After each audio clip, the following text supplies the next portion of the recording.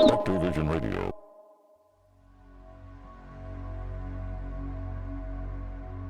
For many decades, serious discussion of UFOs was pushed to the margins, framed as speculation or sensationalism.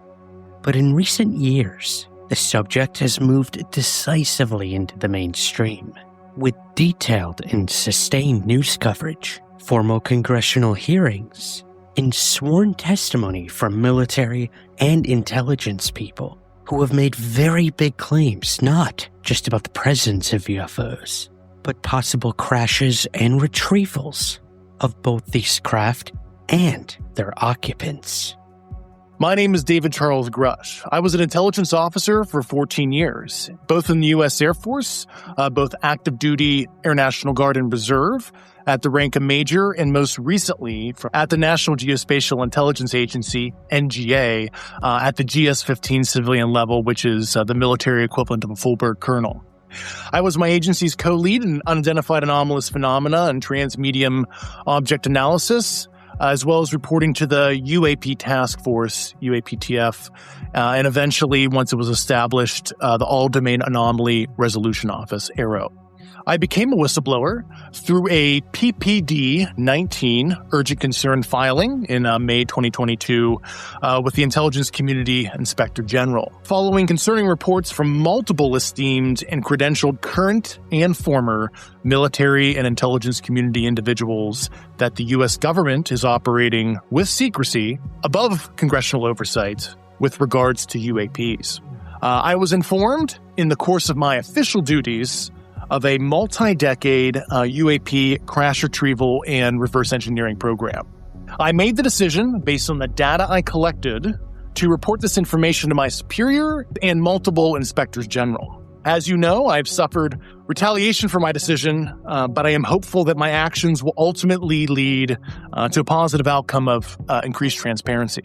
My name is Jacob Barber, and for the last 30 years, I've worked for the U.S. government and its private partners in both an official capacity as an enlisted man in the United States Air Force and in a non-official capacity for the broader intelligence community as a contractor. Over the last 3 decades, my work has been very diverse and has included the recovery of downed UAP of non-human origin. I have fulfilled a promise to our friend David Grush by getting myself into a skiff with Congress, and I have provided top-secret SCI testimony on the subject matter of UAP. With this behind us, I'm pleased to be at a place where I can share information with the public. As you just heard, former officials have publicly alleged the existence of long-running crash retrieval and reverse engineering programs involving UFOs and non-human biological materials, claims that have been denied by official channels. Even as lawmakers acknowledge serious gaps in oversight and transparency, journalists, investigators, and even documentary filmmakers have since followed these revelations, uncovering a deeper historical record that suggests the issue extends far beyond isolated sightings. What you're about to hear is a collection of cases drawn from first-hand testimony and investigation, each one revealing the human experiences and buried histories that exist behind decades of official silence. These are UFO crashes and retrievals you've never heard of. While our government's official position is not to speculate on this subject, we can choose to let our minds explore other possibilities, to use our imaginations.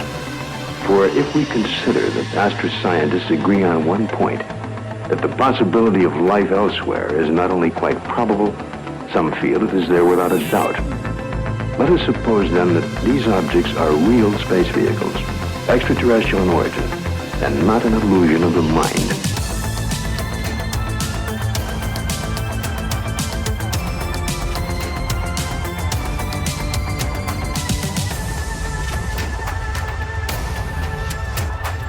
I'm Ryan Sprague, and you are now somewhere in the skies.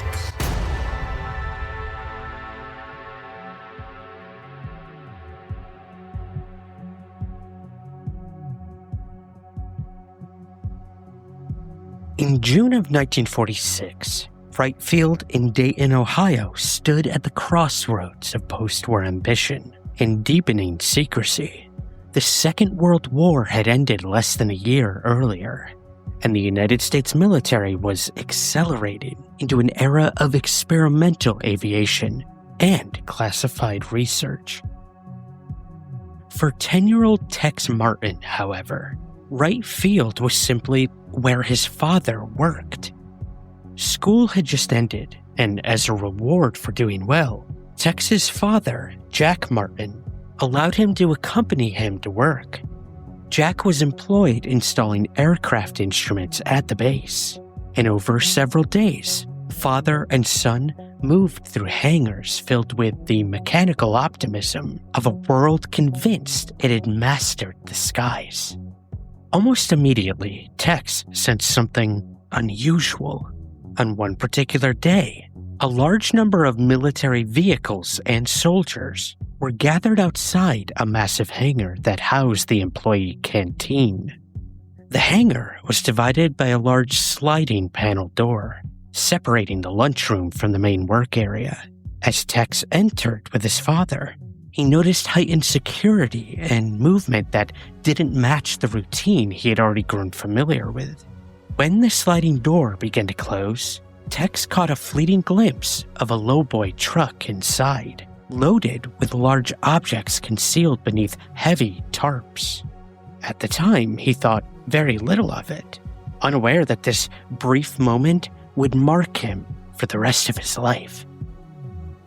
After eating lunch, Tex experienced another childhood milestone, his first Eskimo pie, a popular dessert at the time in America.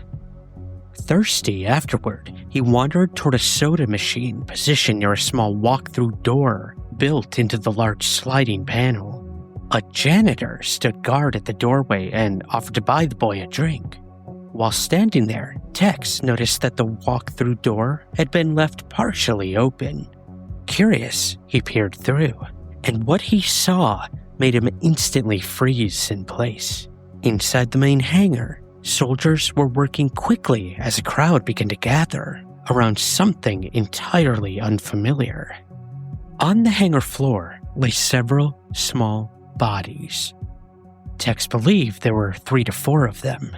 Nearby stood a large dome-shaped object, supported on tripod-like legs. Soldiers were folding a massive tarp while blankets lay scattered across the concrete floor. The bodies, once again, were small, brownish in color, and had disproportionately large pear-shaped heads. Tex estimated the craft behind them to be approximately 18 to 20 feet in diameter. It was an off-white color, smooth and completely devoid of sharp edges. A flat band encircled its structure, giving it a unified, seamless appearance unlike any aircraft Tex had ever seen. Shocked, he went to alert his father.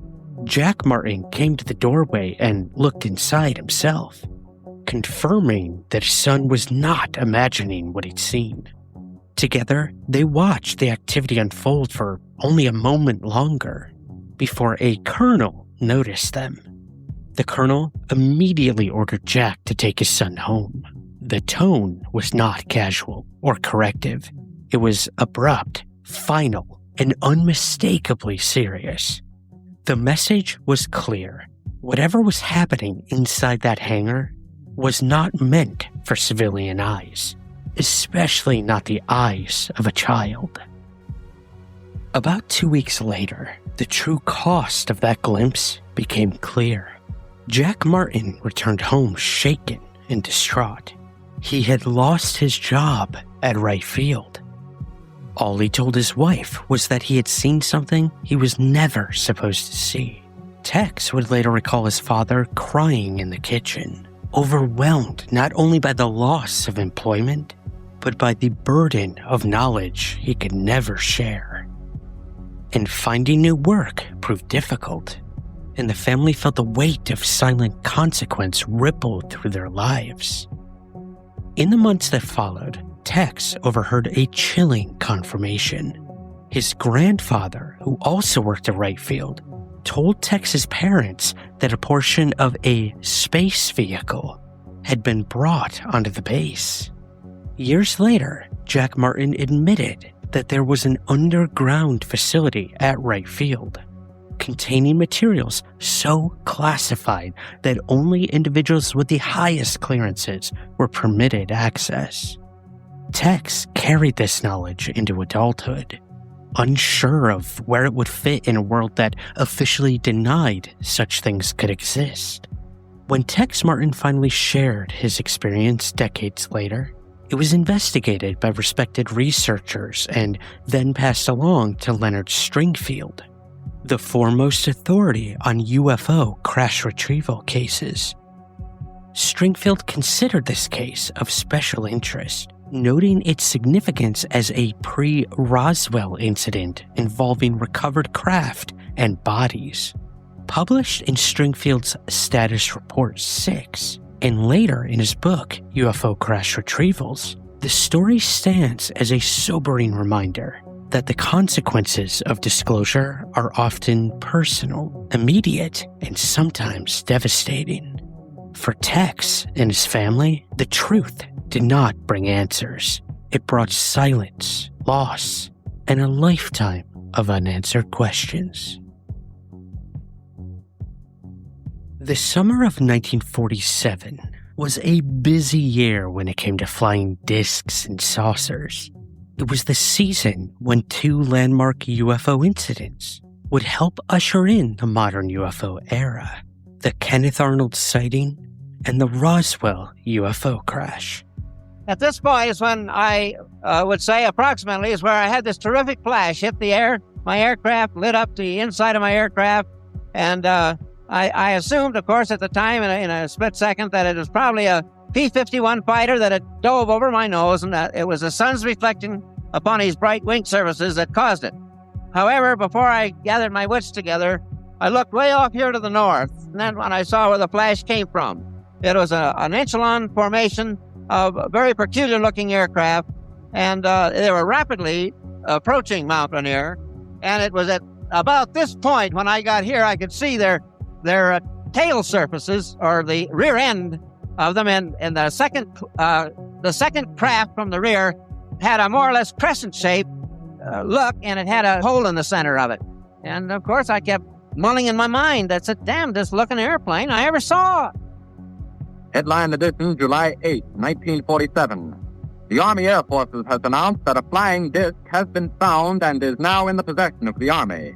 Army officers say the missile, found sometime last week, has been inspected at Roswell, New Mexico, and sent to Wright Field, Ohio, for further inspection. The Army may be getting to the bottom of all this talk about the so-called flying saucer. As a matter of fact, the 509th Atomic Bomb Group headquarters at Roswell, New Mexico, reports that it has received one of the discs, which landed on a ranch outside Roswell.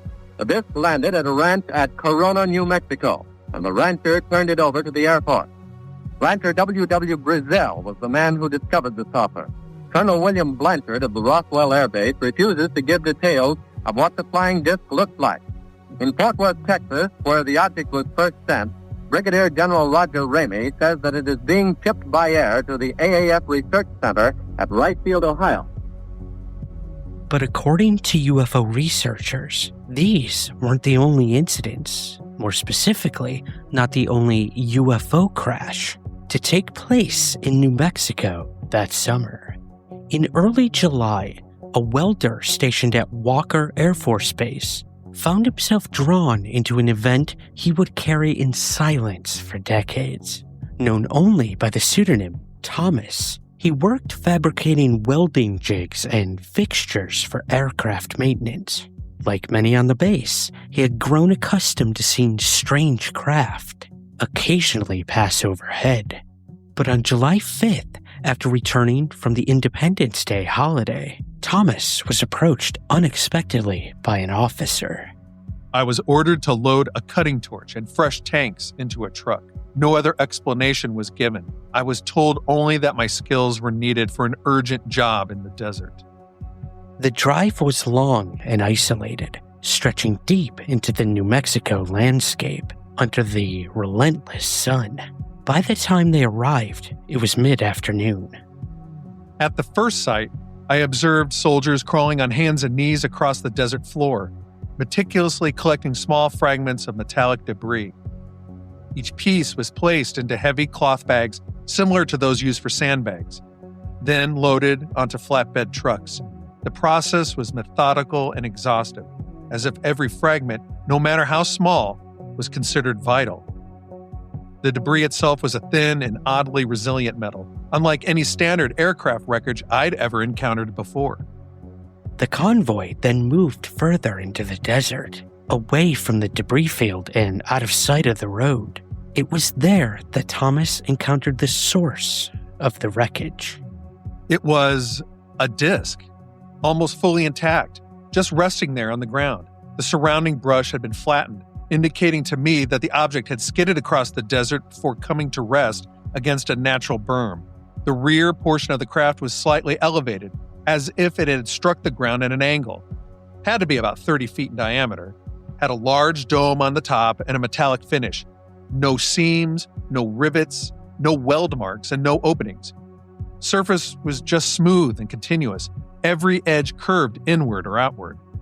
As he took this all in, he was finally told why he'd been brought out to the site. I was to cut an entry hole into the dome, large enough for a man to crawl through. As evening approached, soldiers erected banks of portable lights to illuminate the craft. That's when Thomas began his work. When I started cutting, the alloy was surprisingly thin, yet incredibly strong. When I attempted to bend the metal aside, it sprang back into place without creasing. It just resisted deformation in a way I'd never seen before. Once the opening was complete, Thomas was allowed only a brief glance inside before being ordered away. Smoke from the cutting torch filled the cockpit, and harsh lighting created deep shadows.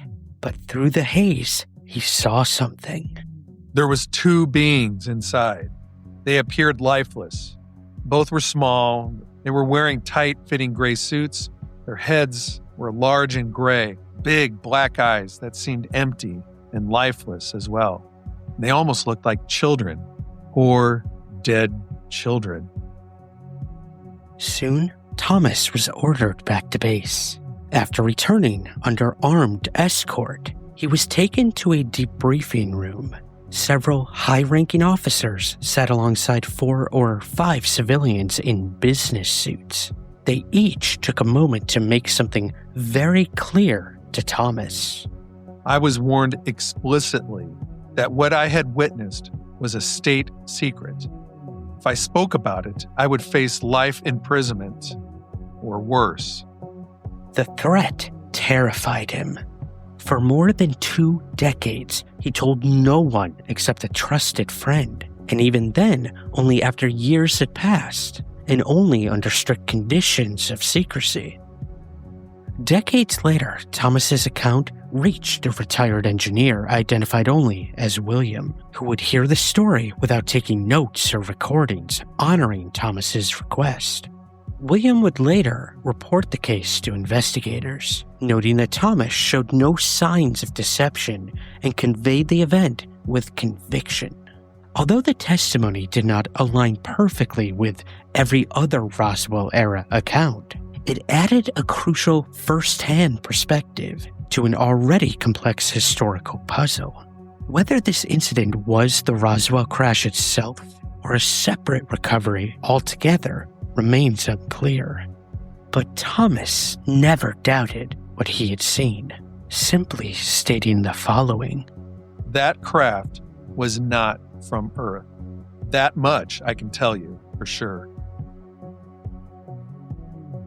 By the summer of 1952, flying saucers were no longer fringe rumors whispered between civilians. They were a subject of alarm within military and intelligence circles. And at an unnamed but major military base in Ohio, a civilian woman employed by the U.S. Army's Signal Corps found herself in the middle of events she neither sought nor wished to publicize. Known only by the pseudonym Cindy, she worked nights as a teletype operator, decoding messages and handling highly classified communications for both the Army and the FBI. Her security clearance was substantial, her position trusted, and her discretion unquestioned. One night in September, Cindy walked into the base photographic lab for an entirely mundane reason, to ask for an aspirin from a friend who worked there, an Army photographer known only as Mr. Z. The lab was located in the same communications building where she worked, and the door had been left unlocked while Mr. Z briefly stepped away. As she entered, she immediately noticed a series of photographs hanging to dry. At a glance, they resembled the flying saucer illustrations I'd seen in newspapers. But these images were not illustrations at all. They were unmistakably photographic. They were real. Mr. Z returned and appeared visibly startled that Cindy had seen the photographs. At first, he expressed concern, believing the door had been locked. When he realized she possessed a high-level clearance and was a trusted colleague, he hesitated, then decided to satisfy her curiosity. He told me that he had personally taken the photographs during an assignment north of the base where a flying saucer had come down. According to him, government scientists had struggled to access the craft, which was composed of one or more metallic alloys not found on Earth.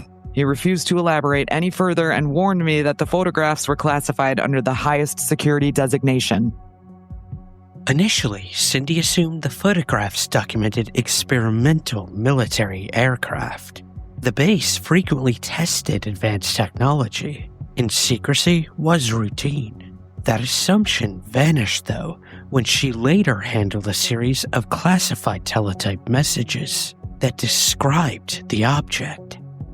These messages stated that the craft in the photographs was of interplanetary nature, and that it was being transported under extremely heavy guard to the base for preliminary examination before being transferred to Wright Field. Additional messages ordered a red and white alert status for the base, citing fears that other similar craft might attempt to retrieve the disabled one. The language of the messages deeply unsettled Cindy. The messages implied that base commanders believed additional unidentified machines were still airborne and possibly hostile. The tone of the communications made me nervous, as if those in command anticipated an attack or recovery attempt. This was no routine military exercise. The implication suggested an ongoing engagement with a technology and an intelligence far beyond ours. Something else caught Cindy's eye in several of the images. A Jeep was parked beside the craft, which gave me a better idea of the scale of it. It was enormous compared to the Jeep, way larger than anything I'd seen before. The craft had no visible protrusions other than a rim where the upper and lower halves met. Though it appeared to be constructed from multiple metal sections, I could see no rivets. There were no visible windows, though some of the messages I read referenced portholes made of one-way glass invisible from the outside. According to communications she processed, no alien bodies were recovered from this particular craft. It was described as remotely controlled and had not crashed violently, but rather descended gently after losing the magnetic power that sustained its flight. When UFO researcher James Mosley later interviewed Cindy, he found her reluctant, cautious, and sincere. She agreed to speak only under conditions of strict anonymity and displayed no desire for attention or recognition. Mosley attempted to verify her account by contacting Mr. Z directly, while Mr. Z confirmed Cindy had worked at the base and described her as an upstanding worker. He denied ever photographing a saucer or knowing of any such incident. Faced with mutually exclusive testimonies, Mosley concluded that one of them was lying. But which was it? Frustrated by the impasse, Mosley resolved to expose the broader issue publicly. a decision that led him to create Saucer Smear, one of the most influential and controversial UFO publications ever in history. As for this case, for Cindy, the truth remained locked behind secrecy. Her brief glimpse into something extraordinary buried beneath layers of denial and fear, and a case that would only raise more questions than it could ever answer. Hey guys, Ryan Sprague here from Somewhere in the Skies. The podcast has always been and always will be completely free for you to listen to. But creating it every week takes a lot of time, research, and resources. And to be honest, it's just never been free for me to create. That's why we built a few simple ways for you to help support the show and keep it going strong. You can join us over on Patreon or through Apple Premium. Both offer the same awesome perks. Ad-free episodes, early access to new content, exclusive bonus shows, and even priority to ask our guests your listener questions. It's a quick and easy way to support what we do for just a few bucks a month. And right now, you can even try Patreon for free for a week to see if it's right for you. To learn more and to join, head over to patreon.com/somewhereskies. That's patreon.com/somewhereskies. Or hit that subscribe button right at the top of your Apple Podcast feed.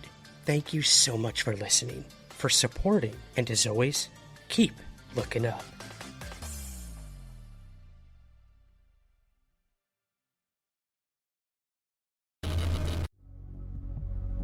In the early morning hours of June 5th, 1954, Bill Marsden and his wife were driving home through central New York after visiting friends. It was approximately 3 o'clock in the morning, and the roads were nearly empty. Both Bill and his wife were sober, alert, and relaxed, expecting nothing more than a quiet drive home. As they crossed the freeway near Syracuse Hancock Airport and began traveling uphill toward the town of Mattydale, Bill noticed flashing red lights ahead at an intersection. Several police vehicles were parked there, and Bill instinctively slowed down, assuming there'd been an accident of some sort. As they approached, Bill realized something was wrong with his assumption. There was no wreckage, no damaged cars, no visible emergency scene of any kind that he expected. After turning left into Mattydale, Bill glanced over his right shoulder, and what he saw caused him to slow further in disbelief. Sitting in a nearby field was an object unlike anything he'd ever encountered before. It was approximately 20 feet in diameter and 15 feet high at its center. Phosphorescent lights of multiple colors were spaced across its surface, glowing brightly in the darkness. The lights illuminated several men walking around the object, examining it closely. Some wore uniforms, others did not. One individual carried what appeared to be a large press-style camera, slung over his shoulder, and he was actively photographing the scene. Bill's wife, equally stunned, tried to rationalize what they were seeing and suggested it might be the Canadian Avro disc that she had read about. Following the introduction of modifications which had been indicated by the results of full-scale tunnel testing of the Avro car at NASA Ames Research Center, a continuation test program was begun. The objective of this program was to prove the effectiveness of the new control system from hovering through transition in the presence of the ground up to free flight conditions.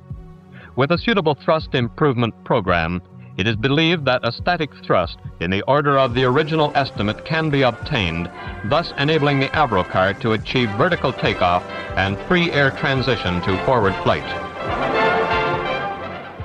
Still, neither could reconcile the craft's appearance, scale, or the seriousness of the activities surrounding it. They continued driving home, but Bill found himself unable to stop thinking about the sight. The next morning, he searched local newspapers for any mention of the incident. There was nothing. No accidents, no military exercises, no unexplained activity reported anywhere near Mattydale. Concerned, Bill contacted the city editor and described what he and his wife had seen. The editor admitted he knew nothing about it, but said he would send someone to the sheriff's office to inquire further. Unsatisfied, Bill decided to call the sheriff himself. When he described the scene in detail, the officer on the line responded bluntly that the department was aware of the incident, but that it was a military secret and could not be discussed. Alarmed, Bill immediately called the city editor back and relayed what he had been told. The editor expressed strong interest and promised to investigate. Later that same day, Bill deliberately drove back through the area to examine the site for himself. What he found only deepened the mystery. The brush around a shallow gully had been freshly trampled, and the walls of the gully were compacted into distinct areas, as if a heavy object had come to rest there.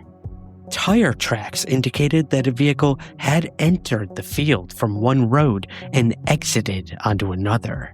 These physical traces were consistent with the presence of something large and heavy, but not with any explanation that Bill had been given. When UFO researcher Raymond Fowler later investigated the case, he contacted local police and Air Force officials at Hancock Field. He was given multiple explanations, including reports of weather balloons, wing tanks falling from aircraft, or even a plane crash in the general area around the same time. When Fowler relayed these explanations to Bill, he rejected each one emphatically. He stated that none accounted for the height of the object relative to the men surrounding it, nor its distinctive structure. Bill described the craft as shaped like an inverted bowl, placed over another bowl, with a clearly defined rim when the two sections met. It carried individual multicolored lights and stood higher than any of the personnel examining it. Despite official denials and contradictory explanations, both Bill and his wife never wavered in their account. Ultimately, not wanting to be labeled unstable or be ridiculed, Bill dropped the matter publicly altogether. But thanks to Raymond Fowler's thorough documentation, the Mattydale incident remains one of the most compelling mid-century UFO crash retrieval cases, quietly buried but never erased. In the summer of 1953, at Camp Polk in Louisiana, a 17-year-old private identified only by the initials H.J. was undergoing routine military maneuvers with B Company of the 24th Infantry. The training exercises were unremarkable. That was until dusk, when something entirely unexpected appeared in the skies above. As H.J. and 8 other soldiers moved across sandy terrain, they witnessed something in the skies that was described as the following. It was a craft, massive in size, and it was egg-shaped almost. It began to rapidly descend, and then it crashed nearby. The soldiers immediately reported the incident to their superiors, triggering an extraordinary response. Orders were issued without delay. We were instructed to secure the area while additional personnel were dispatched. Emergency vehicles arrived, followed by senior officers and military police. Within a short amount of time, the site was sealed off under extreme security measures. A perimeter extending nearly 50 miles was established, with armed MPs posted at regular intervals to prevent anyone from approaching the crash location. Initially, H.J. was allowed to move within approximately 45 feet of the object, before a lieutenant ordered him and others to retreat to a distance of nearly 300 feet. From his brief proximity, H.J. was able to observe the craft in remarkable detail.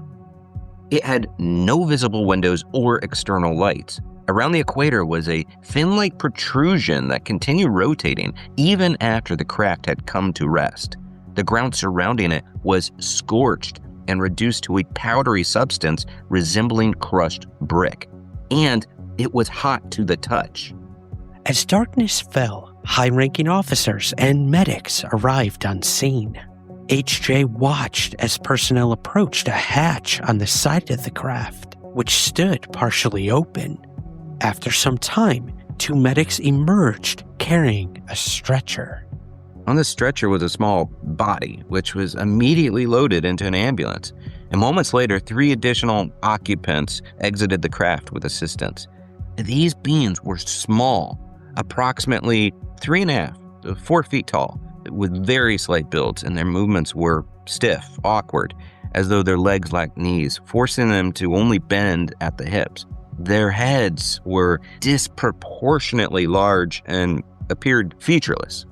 And they wore these tight-fitting uniforms that were a dull metallic green.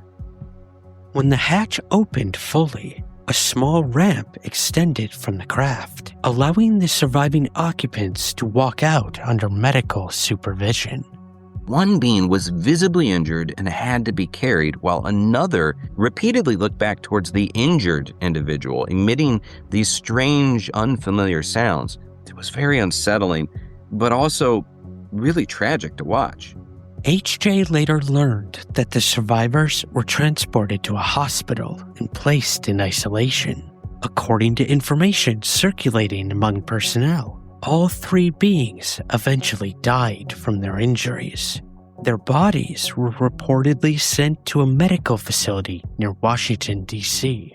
In the immediate aftermath, every individual involved in the retrieval, including HJ, was subjected to extensive medical and psychological testing.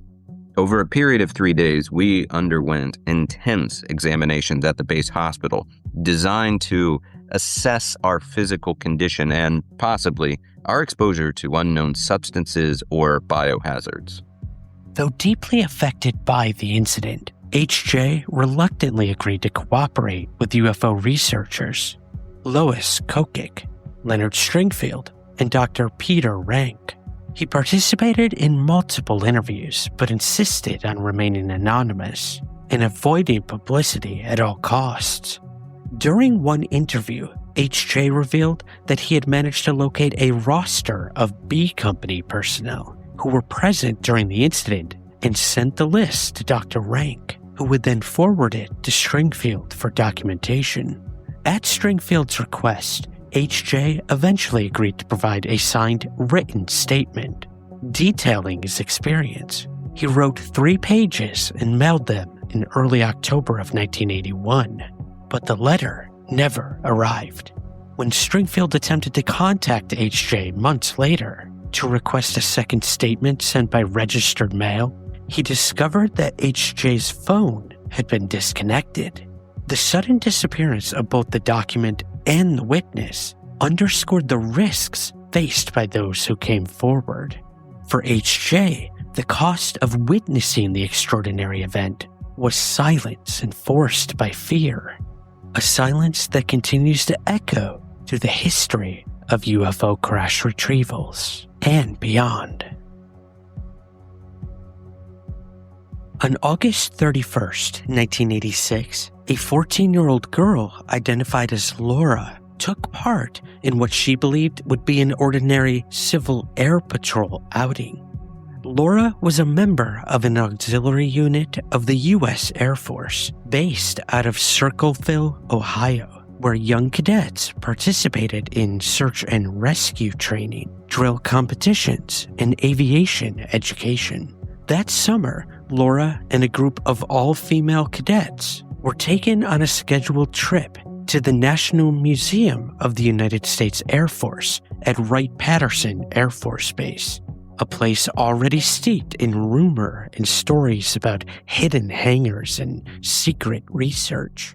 After touring the museum, the group was approached by a young airman, a first-class enlisted man who offered to give them a closer look at the base itself.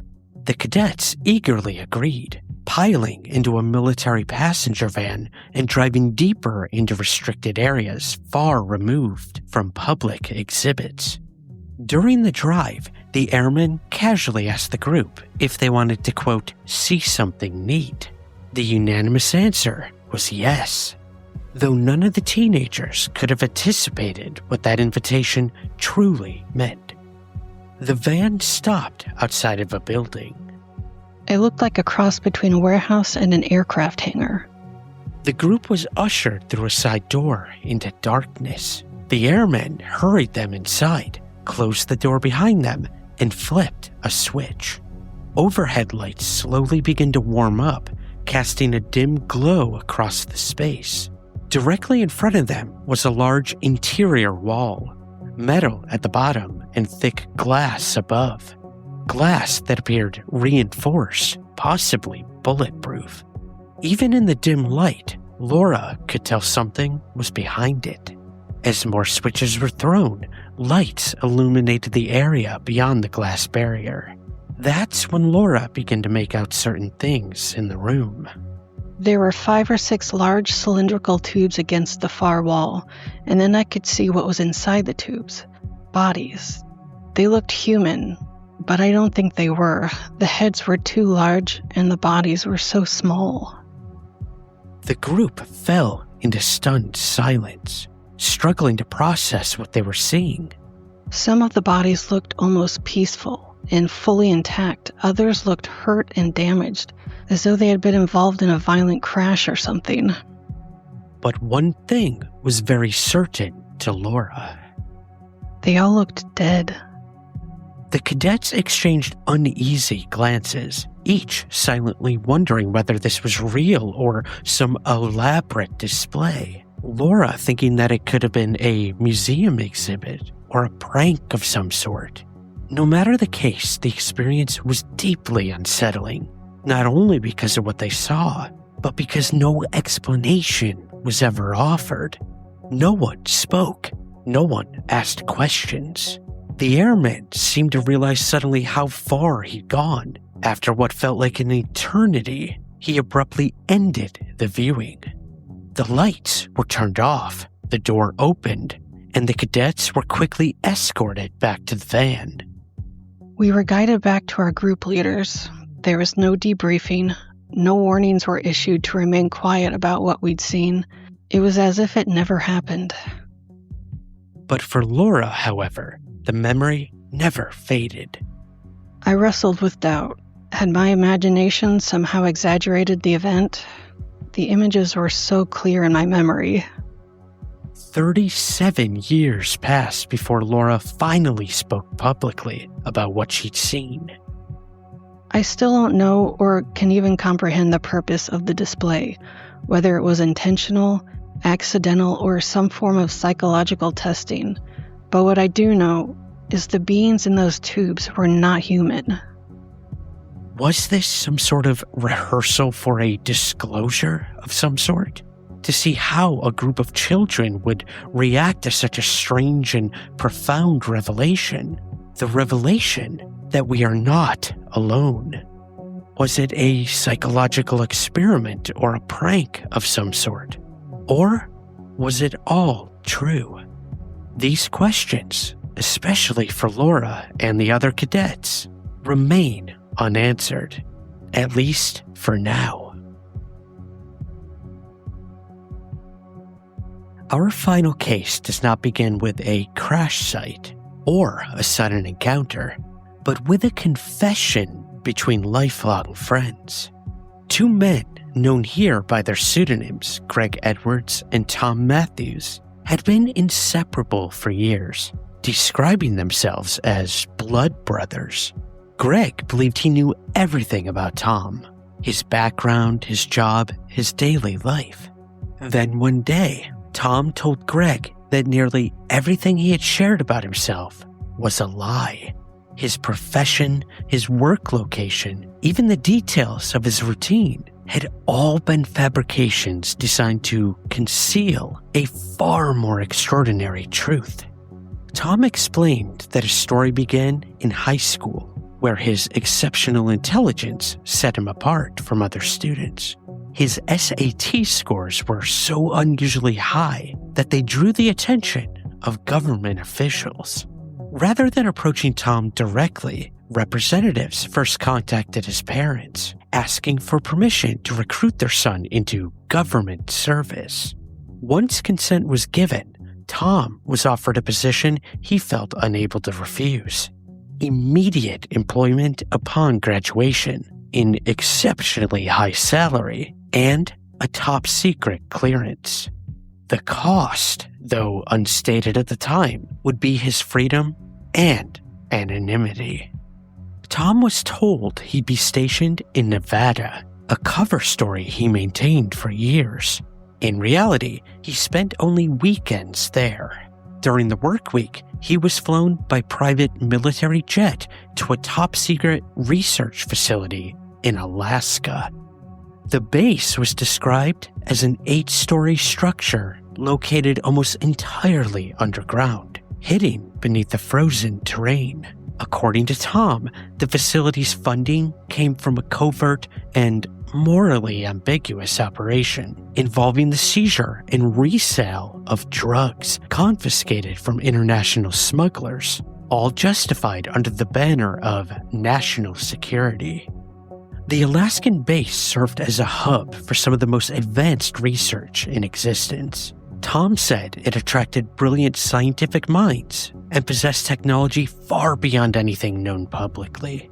3 primary research programs dominated the facility. The first focused on biological weapons. The second involved an advanced electronic surveillance system capable of seeing through solid objects such as walls and ceilings. The third program, and most relevant, centered on electromagnetic propulsion and the development of silent, fuelless flying craft. According to Tom, these craft required no conventional fuel source. Instead, they drew power from the Earth's magnetic field. They could hover silently, accelerate instantaneously, and maneuver in ways indistinguishable from reported UFO sightings. Tom stated plainly that some of the UFOs seen over Alaska were not extraterrestrial at all, but human-operated vehicles developed at the base using reverse-engineered technology. Though he refused to describe his exact role in the program, he made it clear that the work involved extreme secrecy and constant surveillance. After several years, Tom left the program, unable to continue because of the stress of the job. Even after his departure, he remained under close government monitoring. He was offered lucrative positions with major corporations, offers he declined in favor of a quieter, less conspicuous life. When he finally confided in Greg, it was with the understanding that the truth could never be shared openly. But that would change when Greg later passed the story through intermediaries and would eventually reach the desk of UFO researcher Preston Dennett.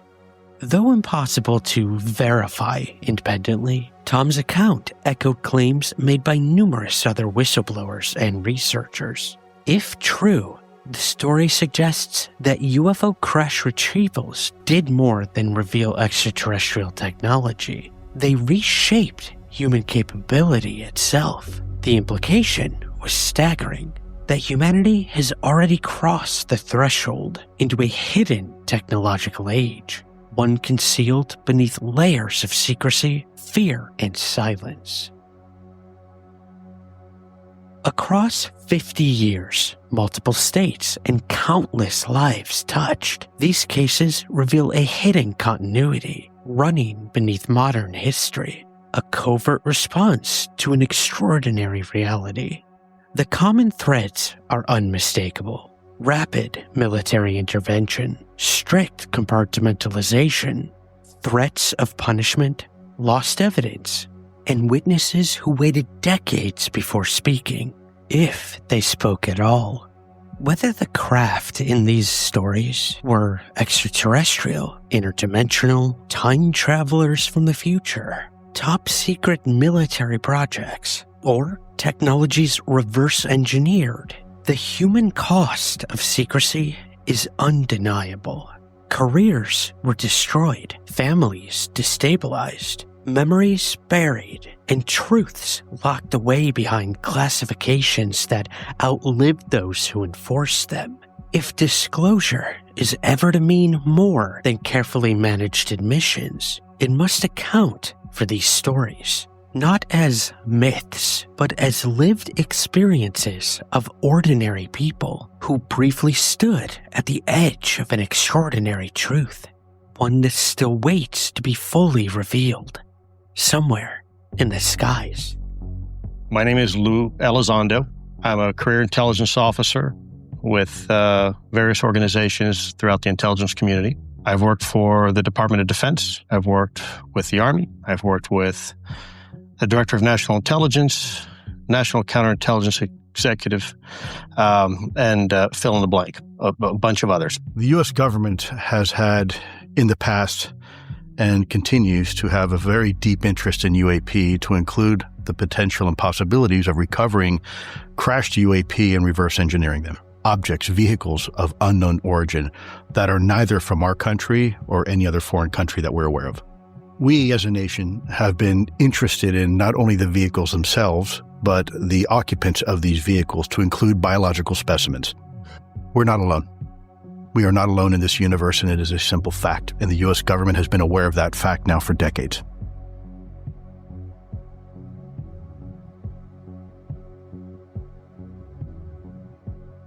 Thank you to our voiceover talents in this episode: Brian J. Corey of the Necronomicast, Tressa Slater of Monsters Lounge Podcast, Aaron Sagers of Talking Strange, and Wendy Marcus of the band Sunspot.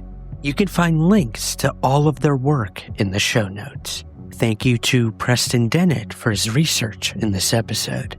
A link to his website and books is in the show notes as well. Please take a moment to rate and review us on Apple Podcasts. It truly helps us gain visibility, find new listeners, and possibly get featured. The same goes for Spotify.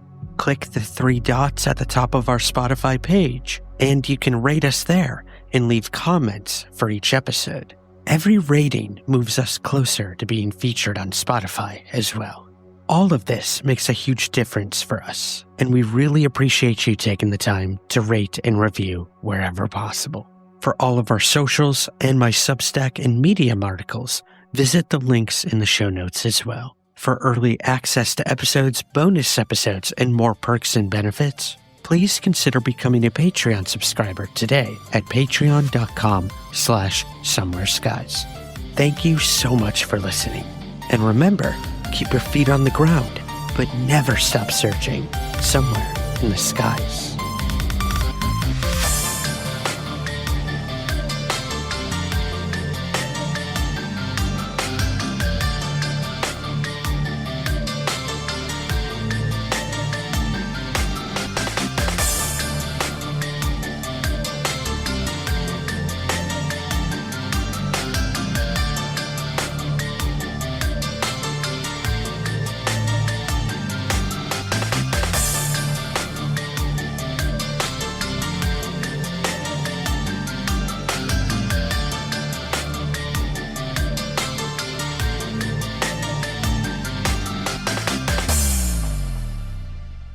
Somewhere in the Skies is part of the Somewhere podcast universe. Please take a moment to rate, review, and subscribe on Apple Podcasts and Spotify. To learn more about all of our shows, visit thespu.com. Spectre Vision Radio.